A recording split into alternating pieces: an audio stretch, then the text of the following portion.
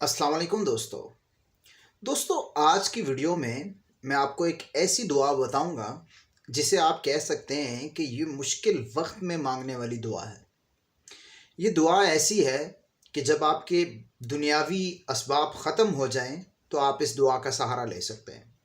یہ دعا ایسی ہے کہ اگر آپ کسی کے شر سے، کسی کی تکلیف سے بچنا چاہتے ہیں تو آپ اس وقت اس دعا کو مانگ سکتے ہیں۔ دوستو یہ دعا حضرت نوح علیہ السلام کی ہے۔ قرآن کریم کی سورہ قمر میں اس کا تذکرہ ہے۔ حضرت نوح علیہ السلام یہ دعا اس وقت مانگا کرتے تھے جب ان کی قوم کے لوگوں نے کہا تھا کہ اگر آپ اپنی اس دعوت حق سے باز نہیں آئے تو ہم آپ کو پتھر مار مار کر ہلاک کر دیں گے۔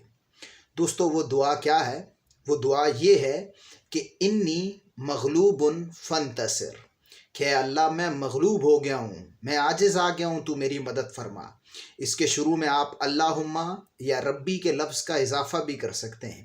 اللہم انی مغلوب فانتصر یا ربی انی مغلوب فانتصر۔